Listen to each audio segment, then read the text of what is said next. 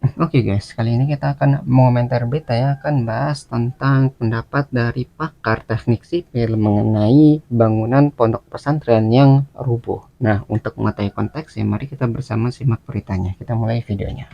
Dan kita elaborasi bagaimana konstruksi bangunan pesantren yang roboh di Sidoarjo, Jawa Timur. Kita menuju ke lokasi Ponpes, ada Faisal Rinardi yang sudah bersama dengan ahli konstruksi ITS Muji Irmawan. Dari Selamat ITS. siang Faisal. Faisal, mungkin bisa ditanyakan langsung kepada ahli, apa kemudian yang menjadi penyebab, apakah kemudian kesalahan konstruksi atau bagaimana sebenarnya? Silakan. Ya, cari penyebabnya. Akar masalahnya di mana gitu kan.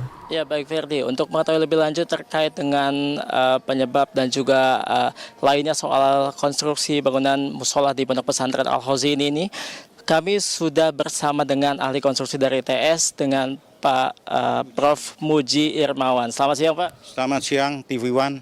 Siap. Pak Muji, mungkin untuk pertanyaan awal sebelum kita membahas bangunan yang nyangkut kemarin Pak, ini mungkin analisis awal Pak, sebenarnya apa faktor teknis yang bisa diduga atau menjadi penyebab ambruknya bangunan musola ini Pak? Ya, terima kasih. Jadi bisa kami sampaikan bahwa penyebab utama ambruknya gedung musola ini adalah tidak mampunya elemen-elemen struktur menerima beban yang bekerja akibat join sambungannya yang tidak bekerja dengan sempurna. Begitu salah satu lepas, balok dan kolom lepas begini, lainnya juga ikut lepas, maka dia ambruk secara bersamaan. Itu yang terjadi secara teknik, kondisi ambruknya, realisasi ambruknya, peristiwa ambruknya gedung musola ini. Jadi begitu joinnya lepas secara bersamaan, maka dia langsung kolaps bersamaan dan menimpa penghuni yang ada di bawah. Ya, jadi kayak satu jatuh, nanti yang jatuh ini memberikan kekuatan untuk merubuhkan bangunan yang ada di bawahnya. Jadi kalau jatuh satu lepas, semuanya jadi jatuh. Gitu. Jadi harus kuat antara bangunan, misalnya tiang-tiangnya sama dindingnya itu harus kuat, sama atapnya juga, supaya kalau misalnya ada yang lepas itu nggak bisa terjadi ya, gara-gara ya kuat antara joinnya tadi, antara satu bagian dengan bagian yang lainnya. Kalau misalnya nggak kuat ya kayak gini, jadinya satu jatuh semuanya ikutan jatuh karena strukturnya nggak kuat untuk menahan antara bangunan tadi ya. Misalnya bangunan yang dari bawah ke atas gitu kan harus ada fondasi yang kuat, atau misalnya dari bangunan yang tinggi itu harus ada tiang-tiangnya, ukurannya juga harus ditentukan supaya bisa menopang ya, tiangnya itu tidak hancur atau tidak rubuh misalnya atapnya. Makanya itu ada perhitungannya, ada rencanaannya ya. Perencanaannya itu harus benar sehingga tidak asal-asal buat saja ya, supaya bangunan itu benar-benar kuat dan kokoh ya, nggak rubuh ataupun tidak stabil. Kemarin sudah beberapa hari di sini memantau langsung bagaimana proses pembersihan reruntuhan dan juga puing-puing di sini. Dari Bapak sendiri Pak melihat apakah ada faktor kelalaian Pak dalam pembangunan ini Pak? Ya, kalau kita lihat apakah merupakan kelalaian, ya memang ini dikerjakan tidak sesuai dengan prosedur teknik yang berlaku. Ada kaidah-kaidah teknik yang tidak dikerjakan. Padahal kita punya standar nasional Indonesia yang memandu kita untuk metode pelaksanaan di lapangan itu harus seperti apa. Join yang benar itu harus seperti apa. Jumlah tulangan yang ada itu harus apa. Tekuan-tekuan itu juga harus diperhatikan. Nah, ini terlihat sekali pada saat pelaksanaan ini tidak dikerjakan dengan baik sesuai aturan.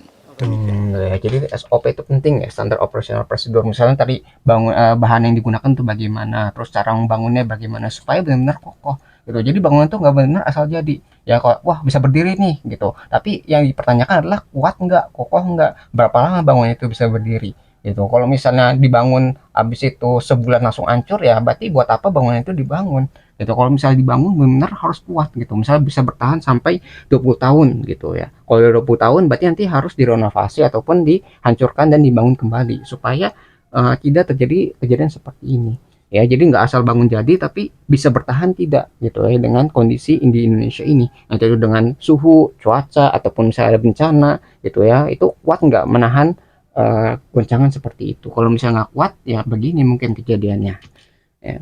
Kualitas dari material yang digunakan untuk membangun ini bisa menjadi salah satu Materialnya. faktor Pak.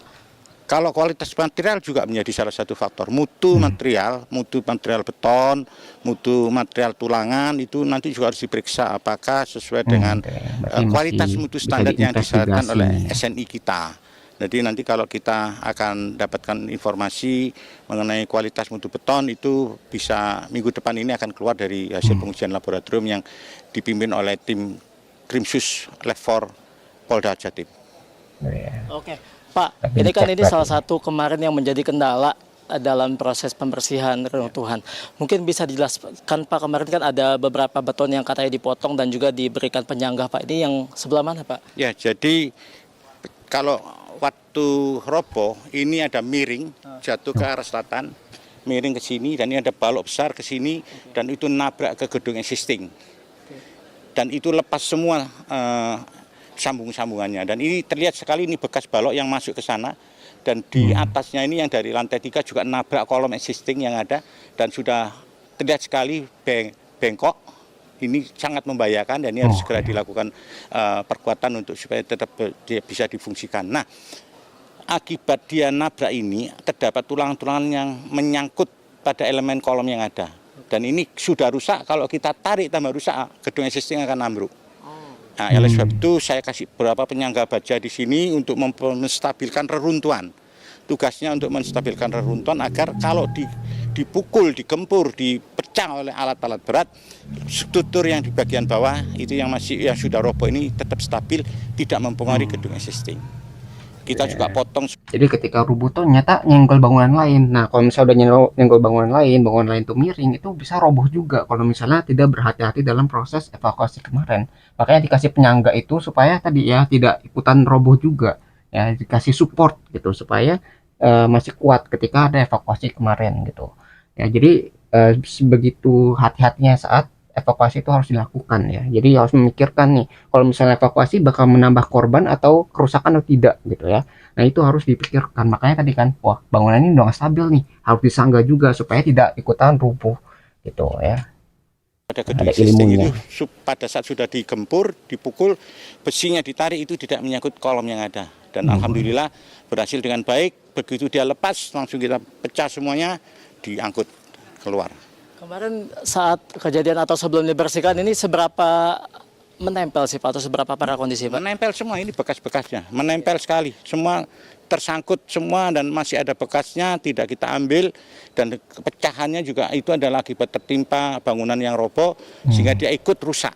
Dan terlihat juga sambung-sambungannya sudah terlihat besi-besinya, ini juga sudah rusak akibat tertimpa reruntuhan. Oke, terima kasih Pak Muji. Sekali lagi terima kasih atas bantuannya terima untuk kasih, proses Tuhan. evakuasi ini. Ya, Baik Pak. semoga sukses. Ya, Ferdi tadi baru saja disampaikan oleh ahli konstruksi dari ITS Prof. Muji bahwa tadi disampaikan memang ada beberapa faktor penyebab dari ambruk ya bangunan musola ini, dan juga tadi disampaikan ini merupakan titik yang menjadi awal kendala daripada proses pembersihan reruntuhan, dan juga disampaikan pula solusi yang sudah dilakukan dan juga alhamdulillah bahwa dalam proses reruntuhan tidak mengakibatkan dampak ke bangunan yang berada di sebelahnya. Ferdi kembali ke studio.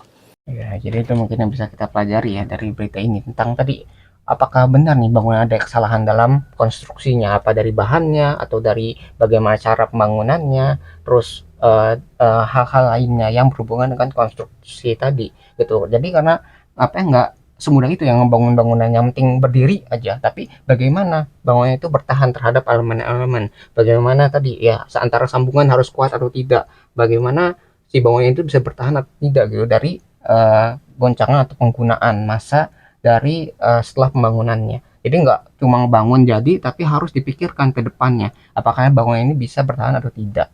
Ya, jadi begitu ya. Yang masih diinvestigasi tuh akar penyebab dari masalah itu. Apakah dari bahannya, dari bahan bangunannya, atau mungkin cara pengerjaannya ya, yang salah gitu sehingga bangunan itu menjadi rentan saat roboh itu akhirnya menimbulkan banyak korban. Nah, itu ya mungkin bisa kita pelajari dari berita ini. Kalau kalian tertarik dengan sumbernya, link sudah saya sediakan di deskripsi video. Nah, mungkin sekian yang bisa saya sampaikan. Semoga video bisa bermanfaat. Kurang lebihnya mohon maaf.